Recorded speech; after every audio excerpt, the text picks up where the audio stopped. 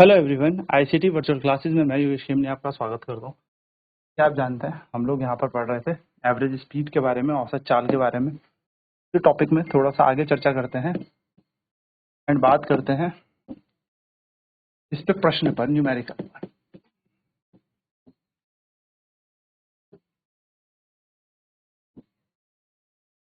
Question है, a boy goes from his school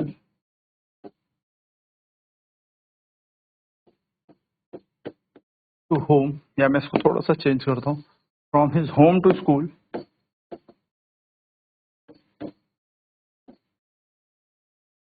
at speed of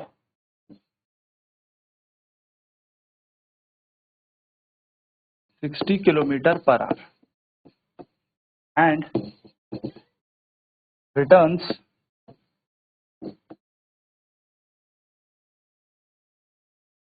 his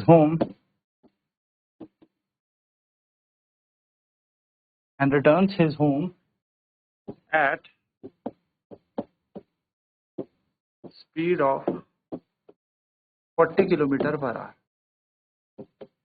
Find his average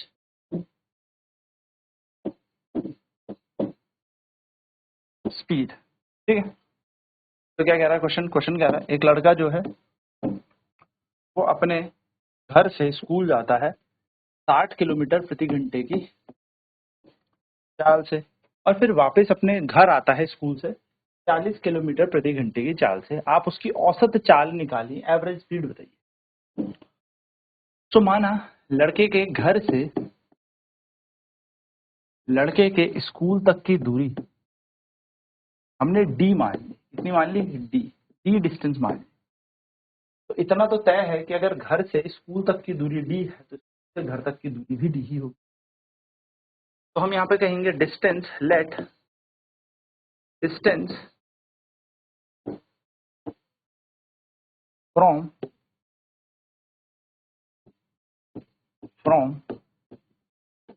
boys home to school be D. तो distance कितना मान लिया? D मान लिया। तो हम कहेंगे speed of boy from his home to school, that is हमें दे रखी है 60 किलोमीटर पर आवर, एंड हमें यहां से दे रखा है speed of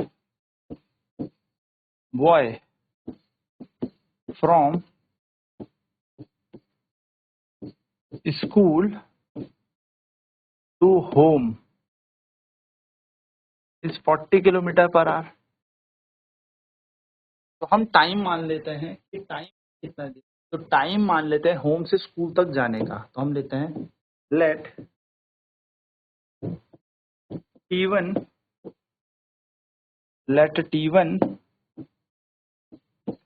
be the time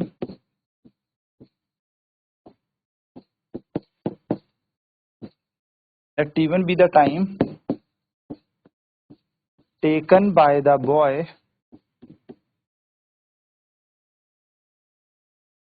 from home to school। t1 time है लड़के ने लिया होम से स्कूल जाने का, घर से स्कूल जाने का। तो टाइम इज इक्वल्स टू, हम सभी जानते हैं, होता है distance upon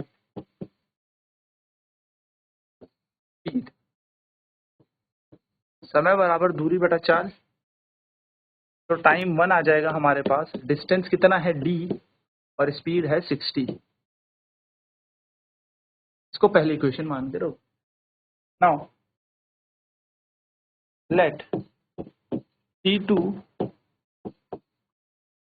be the time taken by the boy from his school, वो अपने स्कूल से आ रहा है, ठीक है ना, from his school to his home. School से घर आने में जो टाइम लगा वो t2 लगा, तो फिर से t2 बराबर क्या आ जाएगा, डिस्टेंस, और जो स्पीड दे रखी है हमें घर आने की वो, ना हमसे एवरेज स्पीड पूछा है। अब एवरेज स्पीड कैसे निकाली जाती है, अगर हम एवरेज स्पीड को देखेंगे तो एवरेज स्पीड होती है हमारे पास total distance upon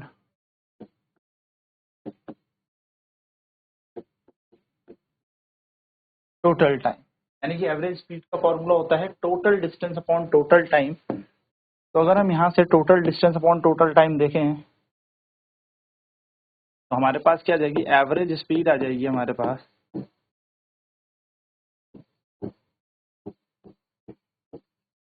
total distance कितना है, स्कूल से घर, घर से स्कूल, और टोटल टाइम कितना है, स्कूल से घर का टाइम या घर से स्कूल तक का टाइम प्लस स्कूल से घर तक का टाइम।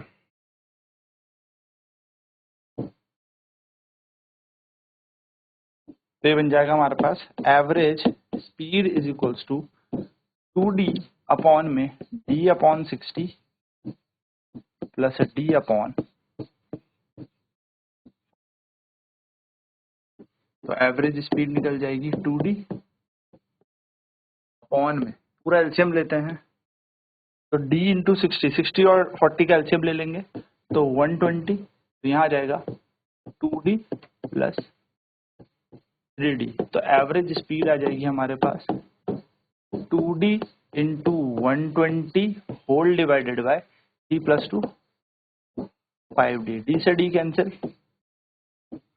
एवरेज स्पीड कितनी आ जाएगी 2 इंटू 120 अपॉन 5, 5 से 120 24 टाइम कट जाता है, एवरेज स्पीड आ जाएगी हमारे पास 48 किलोमीटर पर आवर, हमारे पास एवरेज स्पीड आएगी। तो हम बोलेंगे द एवरेज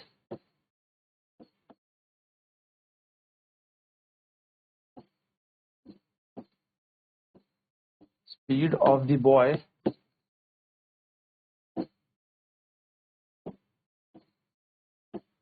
इज 48 किलोमीटर पर, ये हमारी औसत चाल आ गई, यानी कि हम कहेंगे इस लड़के की जो औसत चाल है वो है 48 किलोमीटर प्रति घंटे। फिर से कह सकते हो आप ये लड़का ट्रैवल कर रहा है, यानी कि इतनी स्पीड से ये लड़का जो है यहाँ से यहाँ जाएगा, यानी कि एवरेज आना जाना का। क्वेश्चन और इस पे लिखते हैं, boy goes from point A to B with speed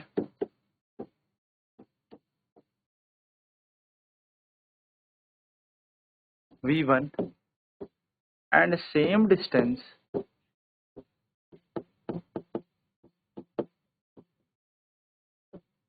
from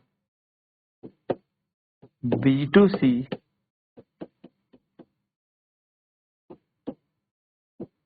with speed v2,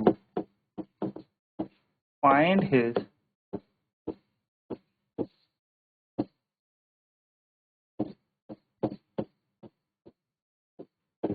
average. एक लड़का जो है वो A से B जाता है कुछ दूरी, और जितनी दूरी A से B जाता है उतनी ही B से C जाता है। A से B जाते वक्त उसका वेग v1 है और B से C जाते हुए उसका वेग v2। हमारे पास v1 और v2 दो वेलोसिटीज आ गई, ठीक है। हम यहाँ पे कहते हैं let the distance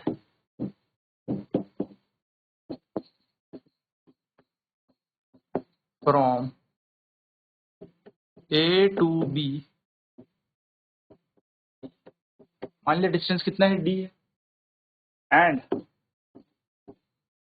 from B to C is also D. ये दूरियां बराबर है, दोनों दूरियां बराबर है तो हमने डी डी दूरियां मान ली। The speed of boy from A to B v1 and the speed of boy from B नहीं, ये तो दे रखी है, ये तो दे रखी है हमें क्वेश्चन में। तो the speed of boy from B to C is v2। तो v1 और v2 हमें तो स्पीड दे रखी है, हम लिखते हैं let t1 is equals to time from A to B. t1 time लगता है ए से बी जाने का, तो time is equal to distance upon t2 मान लिया हमने time from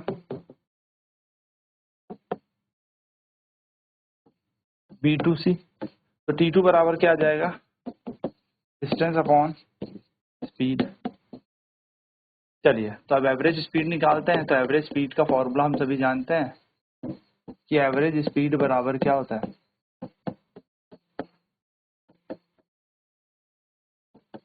total distance upon total time. तो एवरेज स्पीड हो जाएगी टोटल डिस्टेंस, जाने का डी, वापस आने का डी, और टाइम होगा t1 plus t2।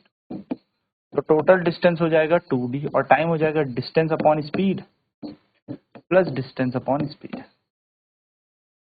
Average speed का फॉर्मूला हमारे पास आ गया 2d अपॉन d को कॉमन ले लेंगे तो यहाँ पे बचेगा 1 upon v1 plus 1 upon v2, d से d कैंसिल। तो एवरेज स्पीड आएगा 2 अपॉन में 1 upon v1 plus 1 upon v2। Average speed ऐसी रहेगी, 2 की जगह 2 और एलसीएम आ जाएगा यहाँ पर v1 v2, v1 से v2 और v2 से v1 आ जाएगा। यहाँ पर देखो v2 v2 कटेगा तो v1 चला जाएगा। तो एवरेज स्पीड अगर हम अरेंज करके लिखें तो ये v1 v2 ऊपर चला जाएगा, नीचे आ जाएगा v1 प्लस v2। तो ये इस लड़के की एवरेज स्पीड होगी 2v1 v2 अपॉन v1।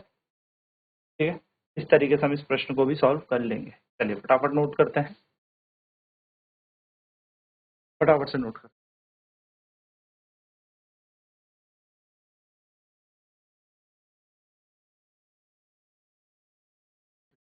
तो ठीक है, स्पीड जो है ए से बी तक की वो v1 है और बी से सी तक की स्पीड हमें v2 दे रखी है। ठीक है, तो जो स्पीड है ए से बी तक की वो v1 है और स्पीड जो बी से सी तक की हमें v2 दे रखी है। डिस्टेंस हमें सेम बोला था, ए से बी तक की दूरी और बी से सी तक की दूरी बराबर है।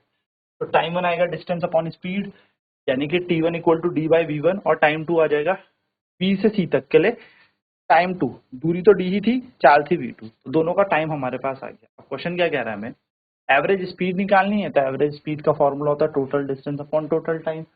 तो यहाँ पर देखना d प्लस डी बन जाएगा 2d, और टाइम की जगह हम क्या करेंगे, पहले समीकरण और दूसरे समीकरण से d बाई v1 और d बाई v2 उठा लेंगे। तो t1 की जगह आ गया d अपॉन v1 और t2 की जगह d बाई v2, बीच में प्लस था तो प्लस का प्लस।